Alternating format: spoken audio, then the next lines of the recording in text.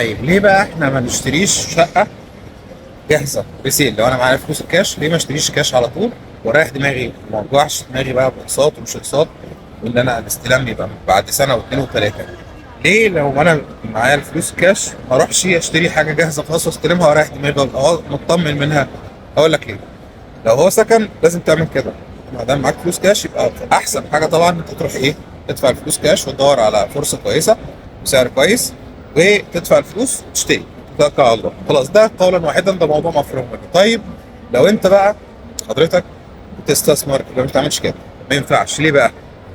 لان الحاجه ما دام انت هتستلمها ده معناه ان هي خلصانه، ده معناه ان اللي شاريها قبلك خد منها الفرق، الربح بقى او المربح او الابريشيشن بتاع فرق السعر ما بين وهي بتطور بتشتغل عليها وبين الاستلام اللي هو السعر النهائي بتاعها. زي ما بيقولوا كده خد خيرها. فانت هتستلمها سعرها مش هيزيد كتير. وليه بعدين ممكن نتكلم في النقطه دي. لكن من الاخر ده بيبقى اعلى سعر فيها، ولو السعر زاد شويه بيزيد حاجات بسيطه. طيب امال تعمل ايه؟ النهارده مثلا معايا مليون درهم.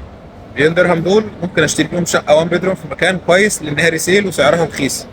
بعيد بقى انها مستعمله وان شاء الله لسه مستلمها، بس المهم ان انا احط ال مليون درهم مره واحده كاش. هي دي بقى النقطه اللي انا بتكلم فيها.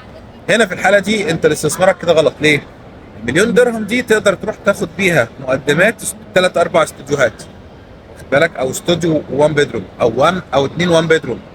توزع المليون درهم بتاعتك على مقدمات وشقق تحت التطوير، وتبقى انت عامل حسابك ان في باك اب من الفلوس دي للدفعات اللي جايه، بحيث ان انت على مدار سنه سنه ونص حد اقصى او متوسط سنه ونص يزيد وينقص، تبقى عامل حسابك انت تعمل لهم ريسيل مش تستلم.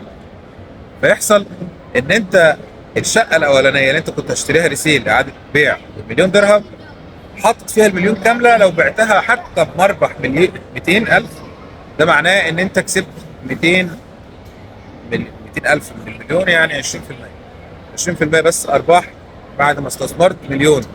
اما لو انت خدت المليون وقسمتها على اربع شقق او ثلاث شقق، ثلاث مقدمات مثلا، ثلاث مقدمات لو كل شقه منهم عملت لها ريسيل كسبت 100,000 بس، وده حد ادنى تمام، بعد سنه ونص ولا حاجه، ده معناه ان انت هتكسب 300,000.